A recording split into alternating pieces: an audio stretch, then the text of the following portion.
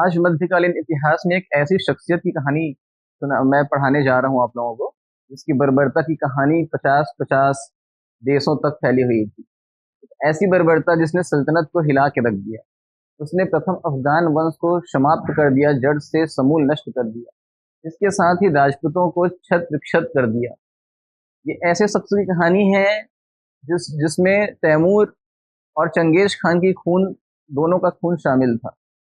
और ये दूसरा कोई नहीं, महान सम्राट बाबर थे। तो मध्यकालीन इतिहास में के इस चरण में मैं मनीष वैष्णव आप लोगों के लिए लाया हूँ व्याख्याता की सीरीज, और इसका ये डेमो वीडियो है जो यूट्यूब में आपको उपलब्ध होगा। विजय पथ अकेडमी बिलासपुर के यूट्यूब चैनल में आपका स्वागत है। चलिए आगे बढ़ते हैं। मुगल काल की स्थापना बाबर से होती है। बाबर मुगल काल के एक वास्तविक संस्थापक भी कहे जाते हैं। और उसके पश्चात जो है हुमायूं, अकबर, जहांगीर, शाहजहां, औरंगजेब इस क्रम को आगे लेके जाते हैं इसका। तो यहाँ हम पढ़ने जा रहे हैं आज बाबर की कहानी, जो बहुत ही ज्यादा बर्बर था। उसकी बर्बरता की कहानी आपने हमेशा सुनी होगी। और पानीपत के युद्ध में जो 21 अप्रैल 1526 को होता है, तो वहां पे उसका बर्बरता का पहला अध्याय शुरू होता है भारत में। भारत से पहले वह अफगानिस्तान वाले क्षेत्र में और साउथ, दक्षिण एशिया और सेंट्रल एशिया के देशों में अपने बर्बरता की कहानी सुना चुका था पहले भी। ठीक है, तो यहाँ देखिए, मुगल साम्राज्य बाबर से जब शुरू होती है तो उसके पिताजी कौन थे? बाबर के पिता उमर शेख मिर्जा। ये अमर शेख लिखा हुआ है, ये वास्तव में है उमर शेख। इस चीज को ध्यान दीजिएगा। उमर शेख मिर्जा तैमूर के वंशज थे। और ये पिता की तरफ से 5वीं पीढ़ी थी। पिता की तरफ से 5वीं पीढ़ी तैमूर के, और माता की तरफ से चंगेज खान के वंशज, और ये 14वीं पीढ़ी थी। माता का नाम कुतलुग निगार खान था। निगार खान था। और इनके पुत्र बाबर हुए। बाबर के पुत्रों का नाम यहाँ पे दिया है, जिसे हम अगले क्रम में पढ़ेंगे। आगे देखते हैं।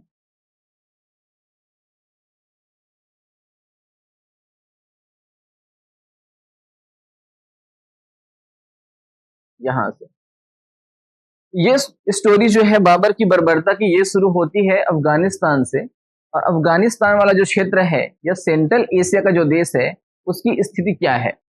ये भारत का पुराना मैप है। और यहाँ पे देखिए आप कि यहाँ पे पंजाब, दौलत खान लोधी, ये लिखा हुआ है ऊपर जम्मू कश्मीर वाले भाग में। और उसके पश्चात जो है बाबर्स किंगडम ऑफ काबुल लिखा हुआ है, जो आपको दिखाई दे रहा होगा।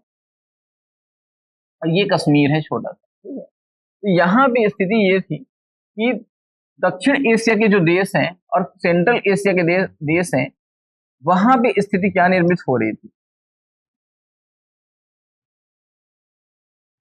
बाबर के आगमन से पूर्व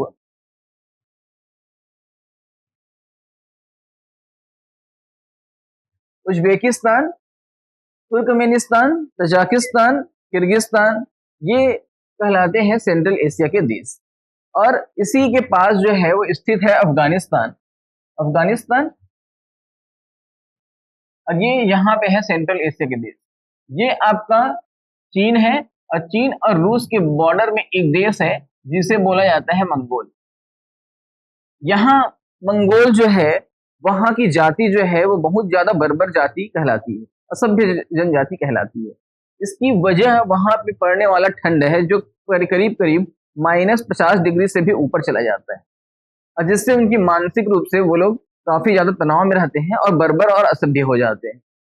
और यही इस स्थिति मंगोलिया के साथ साथ उज्बेकिस्तान और केंद्रीय सेंट्रल एशिया के देशों के लड़ाकू लोगों के बीच भी होती है। और इसी यहीं पे एक फरगना नाम से प्रांत है अफगानिस्तान में, और फरगना में जन्म होता है महान सम्राट बाबर का, जो मध्यकाल के वास्तविक मध्यकाल में मुगल साम्राज्य के वास्तविक संस्थापक कहे जाते हैं। तो बाबर की कहानी बड़ी दिलचस्प है। अफगानिस्तान में यह पैदा होता है, 1483 का समय है, फरगना नामक स्थान है, और ये है चगताई तुर्क, एक तुर्की मुस्लिम है। बाबर के पिता ने उसे फरगना नाम के जगह पे गवर्नर का पद दिया है। बाबर जीतना चाहता था समरकंद। समरकंद जो राजधानी है वो तैमूर की राजधानी है। बाबर की इच्छा थी कि वो समरकंद जीते, क्योंकि समरकंद तैमूर की राजधानी है, और समरकंद अफगानिस्तान और सेंट्रल एशिया के बीच मध्य वाला एरिया है, और इसके कारण बाबर जो है वो 13-14 साल की उम्र में ही काफी प्रशिक्षित हो जाता है, और उसने समरकंद को जीता भी। 1501 का समय है, उसने समरकंद को जीता। लेकिन ये जो अफगानिस्तान और सेंट्रल एशिया के जो देश हैं, वहां पे उज्बेकों का आक्रमण लगातार होते रहता था, मंगोलों का आक्रमण लगातार होते रहता था। तो यहाँ पे होता ये था कि बाबर जो है वो इस समय छोटा आक्रमणकारी था, उतना ज्यादा बर्बर नहीं हुआ था, और जैसे ही वो समरकंद को 1501 में जीतता है, तो यहाँ पे उज्बेकों के द्वारा उसको फिर पराजित कर दिया जाता है, और इस प्रकार 3 बार समरकंद को जीतने के पश्चात भी समरकंद उसके हाथ से निकल जाता है। बाबर आगे बढ़ता है, और उसके पश्चात 1504 का समय है, और यहाँ पे काबुल और गजनी पे अपना आक्रमण करता है, और वहां पे सत्ता स्थापित करता है। यह क्षेत्र काबुल और गजनी भी अफगानिस्तान वाला क्षेत्र है। इसके पश्चात 1507 का समय है, यहाँ पे ये व्यक्ति बाबर लाहौर और कंधार को जीतेगा, और पातशाह की उपाधि धारण करेगा। पातशाह की उपाधि धारण करेगा। हम देखेंगे कि आगे भी पातशाह की उपाधि बाबर जो है वो खानवा के युद्ध के पश्चात धारण करता है। तो यहाँ देखिए स्थिति ये है कि समरकंद को ये बार बार जीतेगा, बार बार हारेगा। काबुल गजनी को जीतेगा, लेकिन फिर उज्बेकिस्तान के लोगों से, उज्बेकों से परेशान रहेगा, मंगोलों से परेशान रहेगा, और सफवी आक्रमण से भी बाबर जो है बहुत परेशान रहता है, और ये परेशानी जो है वो आगे और बढ़ती है। आगे देखिए, बाबर का भारत पर आक्रमण करने का कारण, अभी मैंने बताया कि उज्बेकों से पराजय से ये बहुत परेशान है, सफवी और अस्मानी का भी इसको भय है। बाबर भारत पे आक्रमण क्यों करना चाहता है? तो इसका एक रीजन क्या है कि धन का लालच, दूसरा है अवसर अधिक, और तीसरा उज्बेकों से पराजय। अब मैंने पहला कारण आपको स्पष्ट बता दिया, और ये महत्वपूर्ण कारण है, पहला कारण। उसके पश्चात ये होता है कि बाबर जैसे ही लाहौर पे कब्जा करता है, और उसे पता चलता है कि दिल्ली पे अफगान शासक इब्राहिम लोदी का राज है, और उसे ये भी बताया जाता है कि दिल्ली धन की नगरी है, यहाँ धन और संपन्नता बहुत ज्यादा है। दूसरी चीज ये बताई जाती है कि भारत में राजाओं और रियासतों का देश है, राजाओं का देश है, और भारत में राज्य जो है वो बटे होते हैं, भारत में राज्य बटे हैं। उज्बेकिस्तान के लोग जो हैं वो अफगानिस्तान पे भी हमला कर रहे हैं, मंगोल के लोग भी अफगानिस्तान गजनी लाहौर वाले क्षेत्र पे हमला कर रहे हैं, लेकिन भारत जो है वो बटा हुआ है प्रदेशों में, और हर प्रदेश में एक अलग अलग राजा का रियासत है। वहां पे नियमावली अलग है, वहां की कानून व्यवस्था अलग है, और कोई भी राजा दूसरे राज्य में जाकर हमला करने की कोशिश नहीं करता है, वे शांति से रहना चाहते हैं। और ये बात जो है बाबर को बहुत अच्छी लगी, क्योंकि यहाँ पे स्थिति और अवसर की अधिकता यहाँ पे उसको मिली। जितने भी रियासत थे वो एक दूसरे पे हमला नहीं करते थे, इसीलिए दिल्ली में आने के बाद बाबर पे हमले कम हो गए, और उज्बेकों से और सफियों से उसे शांति मिल गई। और यही कारण था कि बाबर धन का लालच, अवसर की अधिकता और उज्बेकों से पराजय को छोड़ के यहाँ दिल्ली पे शासन करना चाहता था, और उसने भारत की ओर रुख किया। अब देखिए बाबर का भारत पे प्रमुख आक्रमण, प्रथम अभियान कौन सा था? सबसे पहले बाबर बाजौर और भेरा नामक स्थान पे, जहां पे यूसुफ जई जाति के लोग थे, वहां पे आक्रमण करता है और 1518-19 का समय है, ये यहाँ पे जीत जाता है। इस युद्ध को जीतने का सबसे महत्वपूर्ण कारण था कि पहली बार यहाँ पे तोपों का प्रयोग किया गया था और यही वजह थी कि ये युद्ध बहुत आसानी से बाबर जीत जाता है।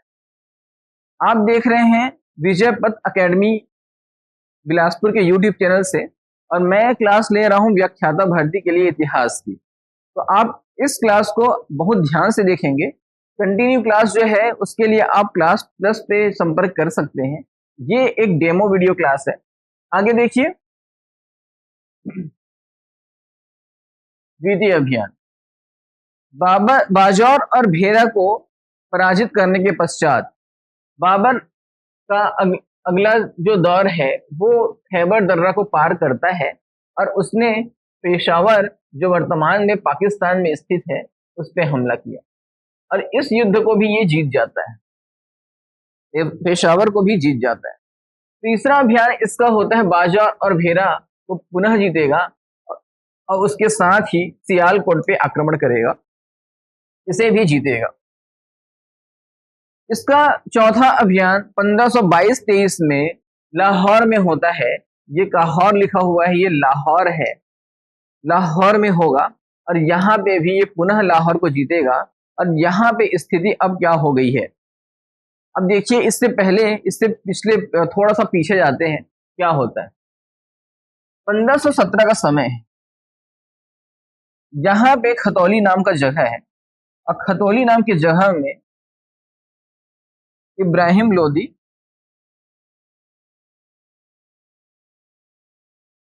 और राणा सांगा दोनों आमने सामने। ये इस युद्ध में राणा सांगा ने इब्राहिम लोदी को पराजित कर दिया है।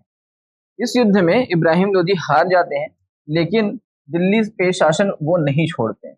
ये चीज ध्यान रखिएगा, ये खतौली का युद्ध है। राणा सांगा एक राजपूत है राजस्थान के, अब इब्राहिम लोदी जो है वो अफगानी मुस्लिम है।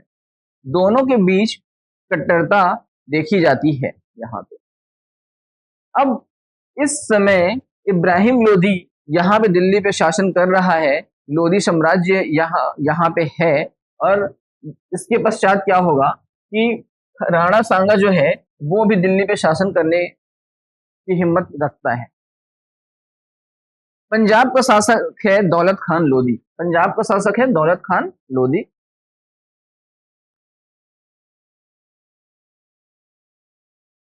और गुजरात का शासक है आलम खान। और यहाँ पे ये दोनों जो हैं वो चाहते हैं कि दिल्ली पे हम शासन करें। इब्राहिम लोदी को हटा के ये शासन करना चाहते हैं और यही वजह है कि पांचवें अभियान से पहले, जो पांचवा अभियान पानीपत का युद्ध है, पांचवा अभियान से पहले राणा सांगा, दौलत खान लोदी और आलम खान तीनों एक गुट बनाते हैं और तीनों बाबर को जो है दिल्ली पे आक्रमण करने के लिए आमंत्रित करते हैं। और यही वजह थी कि बाबर को बड़े आसानी से पानीपत पे के प्रथम युद्ध में 21 अप्रैल 1526 को जो होता है, जहां पे इब्राहिम लोदी जो है वो प्रमुख है, भूमिका में है और बाबर जो है इब्राहिम लोदी पे आक्रमण कर देते हैं। यह आक्रमण जो है विशेष आक्रमण है और इसमें तोपों का बहुत भारी मात्रा में प्रयोग किया गया है और इसी वजह से इस युद्ध को बाबर बहुत आसानी से जीत लेगा। इब्राहिम लोदी की 1 लाख की सेना वहां पे पराजित हो जाएगी और हम देखेंगे कि यहाँ पे और किस वजह से इसको आसानी से जीत मिलती है। तो पहला कारण है तोप खाने की वजह से, जो संरक्षण में था उस्ताद अली व मुस्तफा के। उस्ताद अली व मुस्तफा ये तोप खाने और निशानेबाज थे, निशानची थे, जिसकी वजह से बाबर को इस युद्ध में बहुत आसानी से विजय मिली। और यहाँ पे देखिए दूसरा था तुलगमा मुगल व्यूह रचना। मुगलों के द्वारा तुलगमा युद्ध पद्धति जो है वो रचना किया गया था, व्यूह रचना किया गया था। और इस व्यूह रचना में क्या था विशेष, अब देखिए यहाँ पे बाबर की सेना है, यहाँ पे रक्षित सेना है यहाँ पे मंगोल सेना है, यहाँ पे बंदूकची है। अब बंदूकची के नीचे तोपखाना प्रमुख है, यहाँ पे बंदूकची और तोपखाना, यहाँ पे घुड़सवार है और उसके पश्चात नीचे में तोप गाड़ियों की रक्षा पूरी पंक्ति है। अब इब्राहिम लोदी की जो सेना थी उसके पास पैदल, घुड़सवार और हाथियों का बेड़ा था। इब्राहिम लोदी की सेना दिखने में बहुत व्यापक थी, बहुत ज्यादा यहाँ पे सैनिक थे, लेकिन उसकी व्यूह रचना स्पष्ट नहीं थी। उसने एक सामान्य युद्ध पद्धति अपनाई और इसी वजह से इस युद्ध में उसे हार का सामना करना पड़ा। इब्राहिम लोदी को तोप से उड़ाया गया और उसके पश्चात उसे पानीपत के मैदान में ही दफन कर दिया गया। पानीपत के पहले युद्ध में जीतने के पश्चात बाबर लोगों में चांदी का सिक्का बांटता है और ये बताता है कि वह बहुत महान दानी है और इसी वजह से उसे कलंदर की उपाधि दी जाती है। इससे पहले के मुगल सम्राट जो है निजामुद्दीन औलिया का सम्मान नहीं करते, लेकिन यहाँ पे देखा जाएगा कि यहाँ देखिए सल्तनत काल में, मुगल नहीं सल्तनत, इससे पहले क्या होता है कि सल्तनत काल में गयासुद्दीन तुगलक है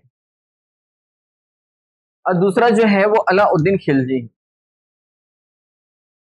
ये दोनों जो है वो निजामुद्दीन औलिया का सम्मान नहीं करते हैं और इसीलिए गयासुद्दीन तुगलक जो है जब बोलते हैं कि मैं दिल्ली से वापस आ रहा हूं, आप रुकिएगा, तो निजामुद्दीन औलिया बोलते हैं हुजूर दिल्ली दूर है।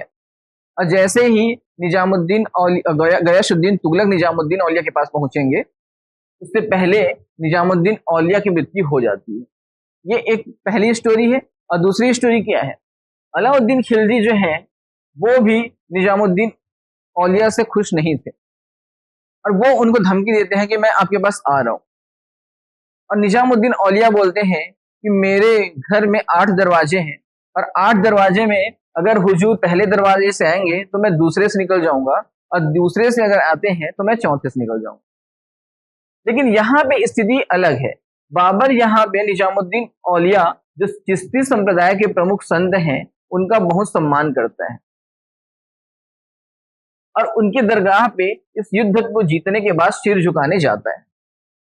इब्राहिम लोदी को हराने के पश्चात दिल्ली पे शासन मुगलों का हो जाएगा, उसके साथ ही आगरा पर भी विशेष कब्जा हो जाएगा और इस प्रकार मुगल साम्राज्य की स्थापना होती है। पानीपत के युद्ध में घोड़ों को, ये कोड़ो लिखा हुआ है इसको ध्यान मत दीजिएगा, घोड़ों को जो मरे हैं उसको भी वहीं पे दफना दिया जाता है। अगला देखिए, खानवा का युद्ध 17 मार्च 1527। खानवा का युद्ध जो है वो होता है राणा सांगा के बीच और साथ में बाबर तो रहेगा ही। इससे पहले मैंने आपको बताया कि राणा सांगा ने बाबर को इस युद्ध के लिए आमंत्रित किया था, ठीक है, पानीपत की प्रथम युद्ध के लिए। लेकिन अब ऐसी स्थिति निर्मित हो जाती है कि राणा सांगा और बाबर के मध्य युद्ध शुरू हो जाता है। तो उसका कारण क्या है? उसका कारण यह है कि बाबर को अब तक लगता था कि पानीपत के युद्ध के पश्चात बाबर वापस अपने प्रांत अफगानिस्तान चले जाएगा, लेकिन युद्ध के पश्चात ऐसा हो न सका, क्योंकि मैंने पहले ही बताया था कि बाबर जो है उसे धन का लालच था और वो उज्बेकों से और सफियों से परेशान था और यही वजह थी कि यहाँ दिल्ली पे उसे साम्राज्य स्थापित करना था। और जब राणा सांगा को पता चलता है कि ये वापस नहीं जाएगा तो इसने राजपूतों की सेना लेके खानवा राजस्थान के मैदान में 17 मार्च 1527 को धावा बोल दी। लेकिन बाबर को पराजित करना इतना आसान नहीं था और खानवा के युद्ध के में भी राणा सांगा पराजित हो जाता है। अब यहाँ पे युद्ध का प्रभाव देखिए क्या होगा, ये कारण को प्रभाव लिखिएगा, इफेक्ट क्या हुआ। तमगा कर हटाया। इस युद्ध के पश्चात बाबर ने सैनिकों के आय से टैक्स जो है वो हटा दिया, तमगा कर हटा दिया, जिहाद का नारा दिया। इस युद्ध के पश्चात जिहाद का नारा दिया गया। जिहाद का नारा चंदेरी के युद्ध में भी बाबर जो है वो देगा, ये ध्यान रखिएगा। गाजी की उपाधि धारण करेगा। गाजी की उपाधि पहले भी लाहौर और कंधार को जीतने के बाद बाबर धारण कर चुका है, यहाँ पे दूसरी बार करेगा। अब देखिए बाबरनामा। बाबरनामा क्या है? बाबरनामा तुर्की में लिखा हुआ आत्मकथा है, ऑटोबायोग्राफी है, जो बाबर के द्वारा लिखा गया है। इसमें बाबर ने भारत के बारे में विशेष बातें बताई। बाबर कहता है बाबरनामा में कि यहाँ भारत के लोग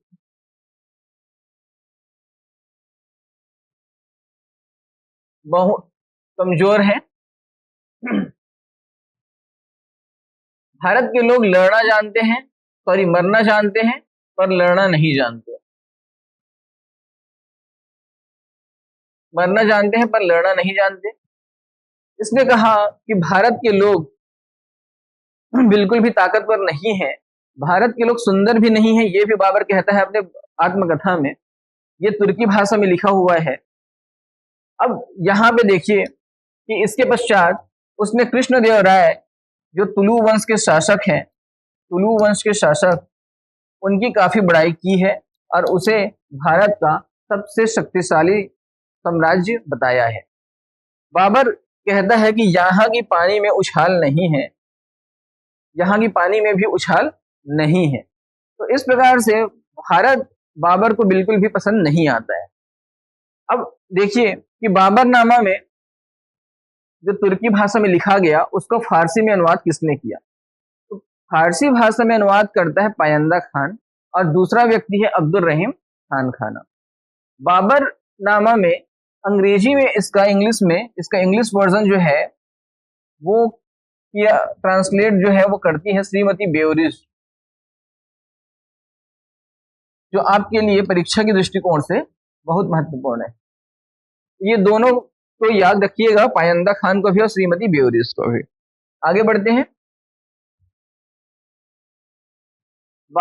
चंदेरी का युद्ध, मेदिनी राय। चंदेरी का युद्ध ठीक 1 साल के बाद 19 जनवरी 1528 को होता है और यहाँ पे मेदिनी राय की सेना बाबर से पराजित होगी और बहुत आसानी से इस युद्ध को जीत लेगा।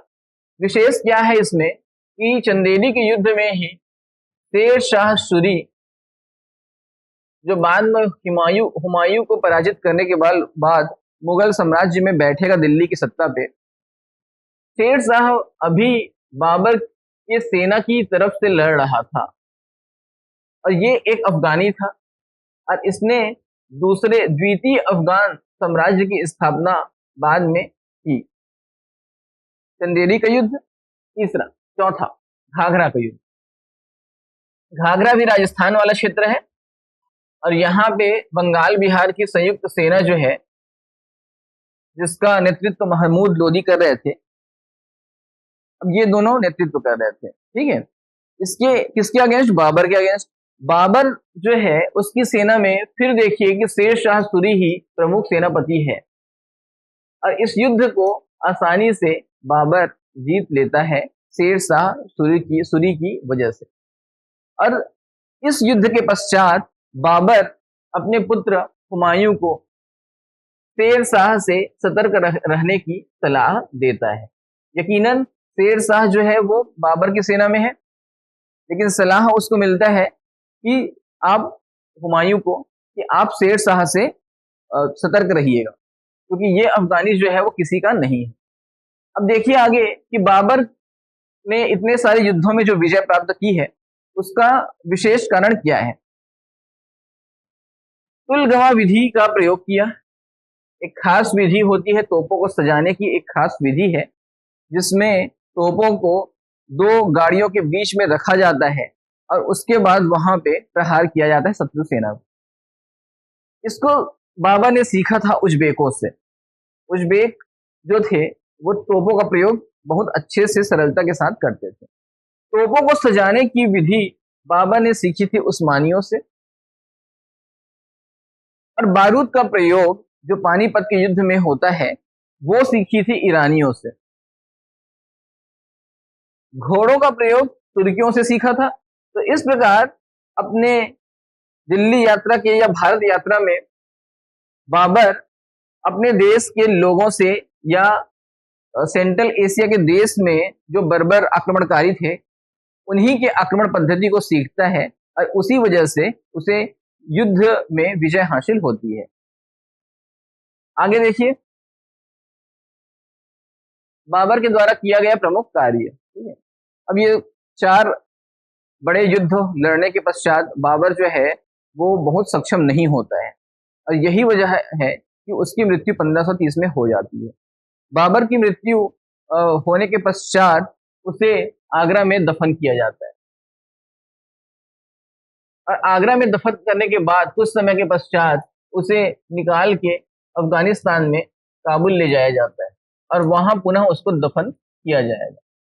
तो बाबर जो है वो 2 बार दफनाया जाएगा उसे, पहले आगरा में और फिर काबुल में। बाबर के साथ और विशेष क्या चीज ये थी, बाबर ने विशाल साम्राज्य की स्थापना नहीं की क्योंकि युद्धों की वजह से उसने विशाल साम्राज्य स्थापित करने का उसे समय नहीं मिला। उसका राजकोष जो है वो भी खाली था, उसने बहुत बड़ा स्थापत्य कार्य नहीं किया। उसके समय में एक व्यक्ति था मीर बाकी जो उसका सेनापति भी कहलाता था। और मीर बाकी के द्वारा जो है वो बनाया गया था बाबरी मस्जिद और इसी बाबरी मस्जिद पे लगातार विवाद होते रहे और उसके बाद अभी वर्तमान में 2019-20 में सुप्रीम कोर्ट का फैसला आया कि यहाँ पे रामलला था और यहाँ पे राम मंदिर बनेगा। तो ये वही अयोध्या की राम मंदिर का जगह है, बाबरी मस्जिद वाला। ठीक है, तो यहाँ फिर देखिए, बाग लगाने का शौकीन था, ज्यामितीय विधि से बाग लगाता है। उसने गणितीय विधि से, ज्यामितीय विधि से, जियोमेट्रिक से उसने बाग का जो है वो आकार, दिशा जो है वो तय किया और जिस प्रकार से, और उसके पश्चात उसने काफी सारे करीब 1200 से अधिक बाग लगाए। इसमें आराम बाग आगरा में जो स्थित है, आराम बाग, वो बहुत ज्यादा फेमस है जिसे नूर ए अफगान कहा जाता है। इसका नाम है नूर ए अफगान। दूसरा, सड़कों की माप के लिए गजे बाबरी। गजे बाबरी एक मापन पद्धति है। सड़क की माप के लिए एक स्टैंडर्ड माप जो है वो तय किया, मेजरमेंट, और इसे बोलते हैं गज ए बाबरी। सिक्का कौन सा चलाया बाबर ने? तो बाबर ने 2 सिक्के चलाए। एक है शाहरुख जिसे वो काबुल में चलाता है, अफगानिस्तान वाले क्षेत्र में, काबुल में, और दूसरा है बाबरी जिसे वो चांदी का सिक्का है जिसे कंधार में चलाता है। यह प्रश्न अत्यंत महत्वपूर्ण है क्योंकि सीजीपीएससी प्रीलिम्स में इसे कई बार पूछ चुका है और उसके बाद यूपीएससी में भी इस प्रश्न को पूछ चुका है। तो शाहरुख चांदी का सिक्का है और बाबरी भी चांदी का सिक्का है, एक को काबुल में चलाएगा और एक को कंधार में चलाएगा। छंद रचना करने का भी शौकीन है, कविता करने का शौकीन है बाबर, और यही वजह है कि उसने दीवान नाम से पद्य रचना किया तुर्की में, छंद रचना किया जिसे बोलते हैं मूबियान। मूबियान पद्धति का सृजन करने वाला जो है वो बाबर ही था। बाबर मूबियान पद्धति का सृजन करता है। खेल, बाबर ताश का खेल और इश्कबाजी मतलब कबूतरबाजी, कबूतरों को उड़ाते थे, कबूतरों का रेस होता था। तो ये खेल जो है पद्धति बाबर के द्वारा ही भारत में प्रचलित हुआ है, ये ध्यान रखिएगा। इसके पश्चात क्या हुआ? अलंकार शास्त्र पर पुस्तक लिखेगा रिसाल ए उपज। अलंकार शास्त्र पे एक पुस्तक की रचना करेगा जिसका नाम है रिसाल ए उपज। रिसाल ए उपज नाम से अलंकार शास्त्र पे पुस्तक लिखेगा। तो इस चीज को मैं एक बार रिपीट कराता हूं। दफन हुआ आगरा में, फिर उसको काबुल ले जाया गया। बाग लगाने का शौकीन है और उसने आगरा में आराम बाग नूर ए अफगान जो है उसे लगाया है वहां पे। सड़कों की माप के लिए गजे बाबरी मापन पद्धति लाएगा।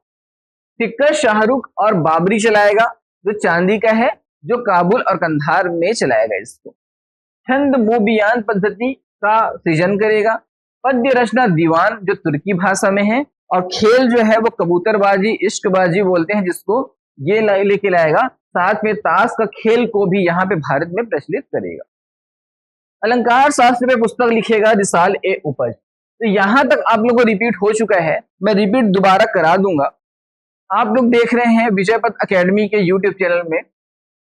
ये क्लास विशेष रूप से मैंने तैयार किया है व्याख्याता के लिए। इतिहास विषय से मैं काफी समय से जुड़ा हूं और मैं नेट जेआरएफ हूं। 5 बार मैंने नेट जो है वो क्वालिफाई किया है और इसी वजह से मुझे विशेष रूप से यहाँ बुलाया गया है इतिहास के व्याख्याता विषय के लिए। तो मैं आप लोगों के लिए उपलब्ध रहूंगा हमेशा। इतिहास के संपूर्ण कोर्स के लिए मैं आप लोगों के लिए जवाबदेही लूंगा। आगे बढ़ते हैं। मृत्यु, आगरा, फिर काबुल, इसे हमने इससे पहले पढ़ लिया है। तो 1530 का समय है, ये खत्म हो जाएगा और उसके पश्चात देखिए कि अब हुमायूं का समय आएगा। हुमायूं जो है वो बड़ा पुत्र है और हुमायूं जो है उसके साथ हिंदाल, अस्करी भी आएंगे। और मैं बताऊं कि बाबर जो है वो पहले जब युद्ध जीतता है, उसने सियालकोट को जब जीता तो उसी समय उसका एक बेटा होता है और जैसे उसका बेटा होता है तो उसका नाम वो रखता है हिंद प्लस आल, हिंद को जीतने वाला, तो उसका नाम पड़ता है हिंदाल। तो बाबर ना एक महान व्यक्ति था, वो कुछ अंधविश्वासों से भी जुड़ा था। इसके पश्चात हम देखेंगे कि हुमायूं का आगमन कैसे होता है, क्योंकि हुमायूं भी अंधविश्वास से जुड़ा था। आगे देखिए, हुमायूं जन्म होता है काबुल में। हुमायूं का जन्म होता है काबुल में। माता का नाम है माहम बेगम। अब पिता का नाम आप लोग जानते हो, महान बर्बर आक्रमणकारी बाबर। 4 भाई थे, हुमायूं, कमरान, अस्करी, हिंदाल। चारों के नाम आप लोगों को स्पष्ट याद हो गए। एक का नाम है हुमायूं, एक का नाम है कमरान, एक का नाम है अस्करी और एक का नाम है हिंदाल। बाबर चाहता था कि उसका बड़ा बेटा जो योग्य है हुमायूं, उसी को राजा बनाए, ठीक है। और यहाँ पे ये होता भी है। 12 वर्ष की अवस्था में बदख्शां प्रदेश का सूबेदार बनता है हुमायूं। ये जब उस समय 12 वर्ष का ही था, तब इसे बनाया जाता है सूबेदार बदख्शां प्रांत, जो अफगानिस्तान वाला प्रांत है, ठीक है। आगे बढ़ते हैं। राज्याभिषेक, कोरोनेशन जो है वो कहाँ पे होता है? आगरा में। दिल्ली और आगरा पे बाबर का शासन था, उसने जीत लिया था। वो मुगल साम्राज्य का वास्तविक संस्थापक था। इसी वजह से 1530 में आगरा में राज्याभिषेक होता है। अब हुमायूं क्या करता है कि हुमायूं जो है वो शासन को सुचारू रूप से चलाने के लिए वो अपने भाइयों के मध्य शासन का, साम्राज्य का बंटवारा कर देता है। लेकिन मूल रूप से राजा तो वही रहेगा, सुल्तान वही रहेगा। तो देखो, अस्करी को वो संभल वाला क्षेत्र देता है, हिंदाल को मेवात वाला क्षेत्र देता है, कमरान काबुल और कंधार को ले जाता है और साथ में मुल्तान पे भी कमरान जो है वो कब्जा कर लेता है। तो ये वाला क्षेत्र जो है वो किसका है? हुमायूं के भाइयों का। और इसके पश्चात दिल्ली और आगरा पे हुमायूं खुद बैठेगा, ठीक है। अब आगे देखिए, प्रारंभिक कठिनाइयां। हुमायूं जब शासन व्यवस्था में आता है तो इसके पास बहुत सारी चैलेंजेस बहुत सारे होते हैं, इनिशियल चैलेंजेस। अब वो किस तरह से इससे निपटेगा, अब आगे देखते हैं। अफगान शत्रु, अफगान तंत्र को बाबर खत्म कर चुका था, बाबर ने हराया था इब्राहिम लोदी। लेकिन इब्राहिम लोदी का चचेरा भाई अभी महमूद लोदी जिंदा था। महमूद लोदी जो है वो जिंदा है और यही वजह है कि अफगान तंत्र जो है वो खत्म हो चुका है, लेकिन महमूद लोदी जिंदा है और अफगान शत्रु जो है ये हमेशा हुमायूं को परेशान करते रहेंगे।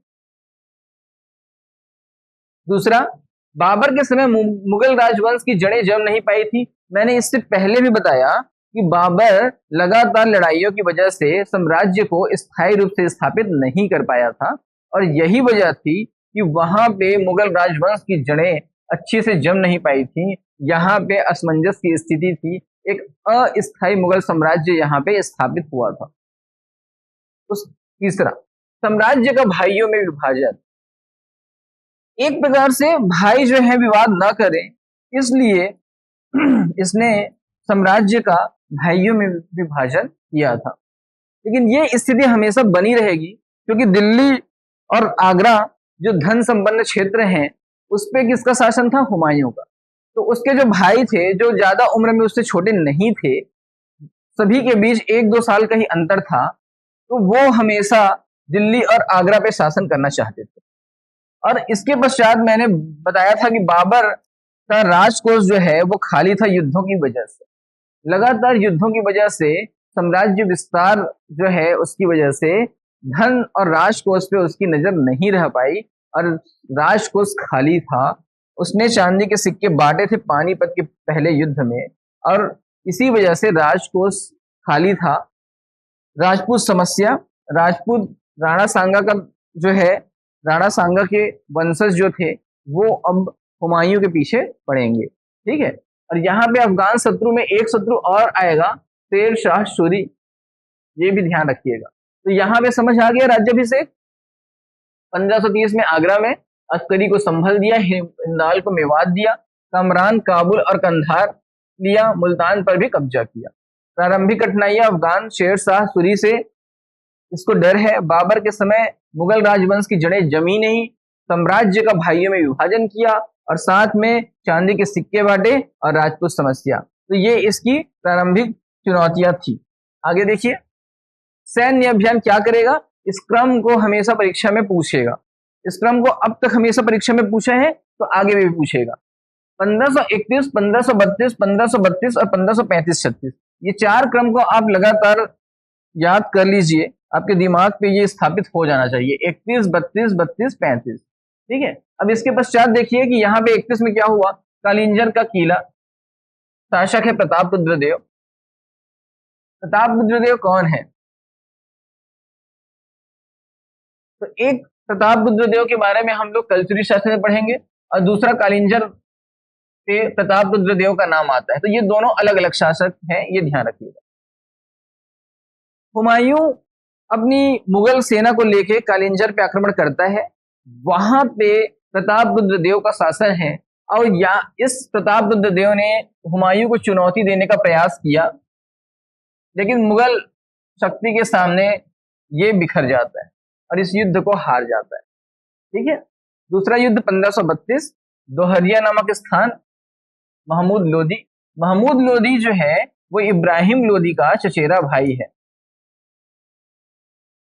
और इसने ये अफगान है अफगानिस्तान से आया हुआ अफगानी मुस्लिम है और इसने लगातार परेशान किया था हुमायूं को। बाबर के समय भी परेशान किया था और ये भी चुनौती दे रहा था, लेकिन हुमायूं इस युद्ध को भी जीत लेता है।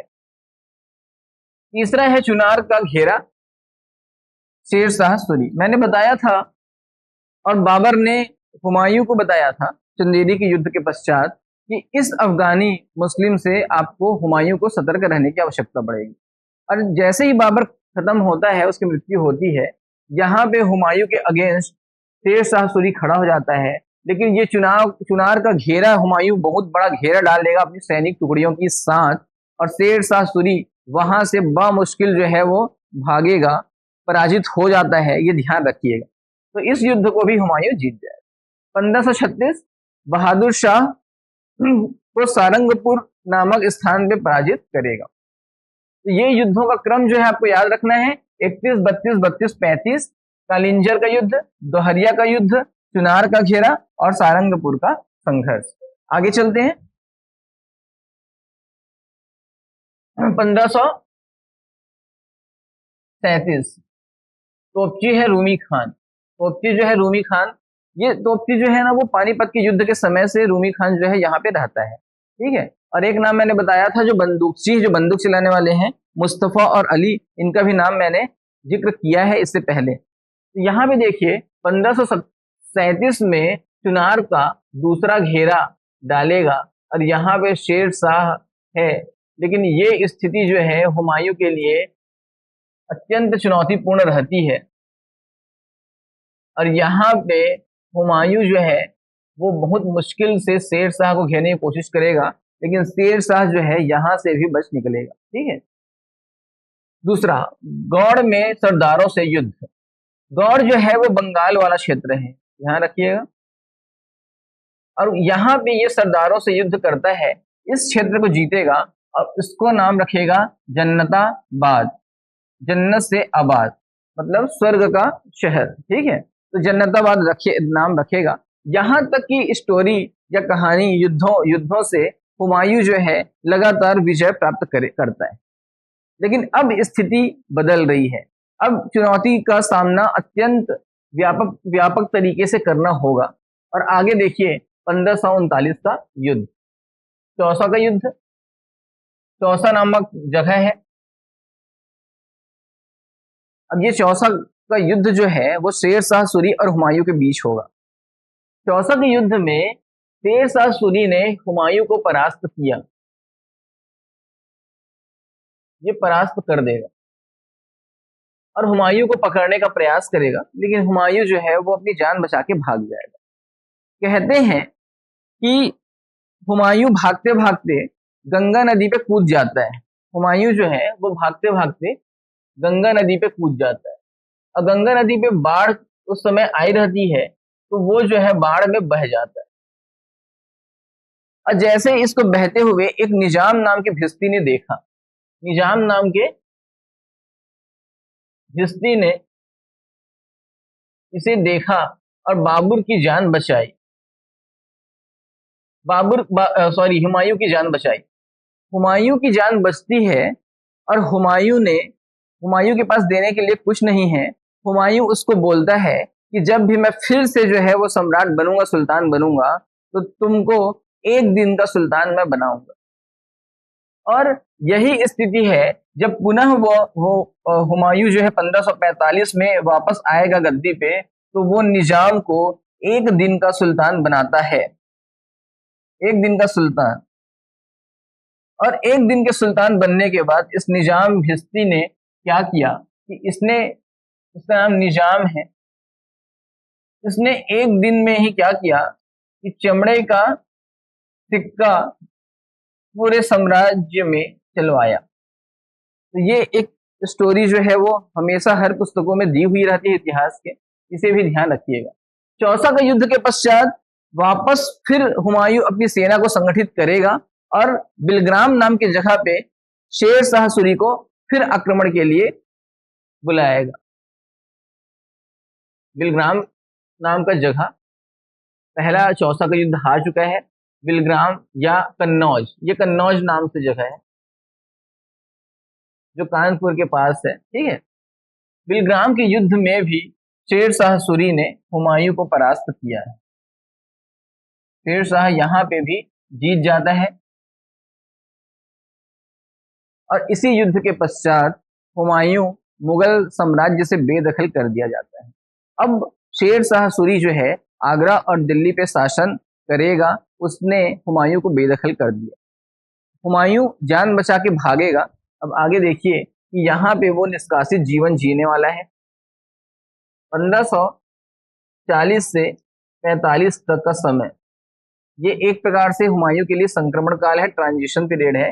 और यहाँ पे दिल्ली पे शासन करेगा शेर शाह। हुमायूं निष्कासित जीवन जीने वाला है। अनिष्कासित जीवन जीने के समय ही यह एक कंधार लाहौर वाले क्षेत्र में जाएगा और इसे वहां पे एक खान साहब हैं जिन्होंने उसको शरण दी और शरण देने के बाद वहां पे हमीदा बानो बेगम, उसकी पुत्री का नाम है, तो उस हमीदा बानो बेगम से इसका विवाह होता है।